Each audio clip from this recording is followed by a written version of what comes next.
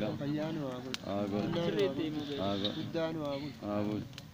Rabbiin akka nama sanyii taana qabannee kan darbanni kana gaheen waa sooru. Direetti godheen waa nyaachisu. Rabbiin akka namatti waliin waa jaalatu. Sibiilinatiin waa kennu. Jaalalteen waa kennu.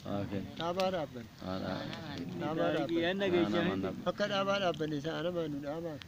Ilmoon nu dhaabaa. Sanyiin nu dhaabaa. Alaalaan ciyaan hundaan nu dhaabaa. Jedhi gaabbaa salam. Ana abbaan galaanaa irra hin jiru. Jedhi ati. Ana. Wanno buyyi jedhi wanno ibsa. Ibsa jedhi. Bakka jedhani sana hin beeku. Karma jetti arbana jedhi kan. Bakki. Isaan maayinaan jedhani. Jedhi kan waan qabu basalama.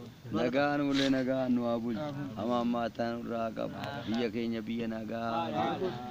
Maseenni yaade jechuun haa hokkatu. Innaan keenya haa guddatu. Guddaan keenya haa bulu. Wallaalaan keenya haa beeku. Beekan keenya haa fuula'u. Oromoo nagaa haa godhu. Biyya Oromoo nagaa haa godhu. Oromoo yaa mootu. Oromoo yaa mootu. Hamoo'e keessallee Waaqayyo nu haa bulchu. Haa bulchu. Oggaa oggaan nu haa ga'u. Masqallee oggaa oggaan nu haa ga'u. Gahee nu haa sooru. Sooree nu haa bulchu. Dawaa nu haa kuusu. Hankuuse keessallee nu haa bulchu. Waa jennee waa hanqanne hamtuun nu haa hanqatu. Waa jennee waa hanqanne hamtuun nu haa hanqatu.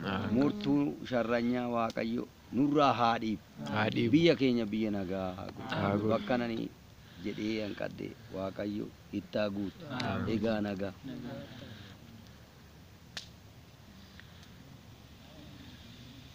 Hin hafee. Maal tafiree garuu bahe. Wanta fedhee nyaachuu malee gadaa qabu. Kanaaf immoo jiraate jedhi ka. Haa ifite ani. Kan hunduu finne ka. Nyaadhaa. Nyaadhaa hin nyaannaa kaa. Masqallee oggaa oggaan nu haa ga'u. Haa ga'u.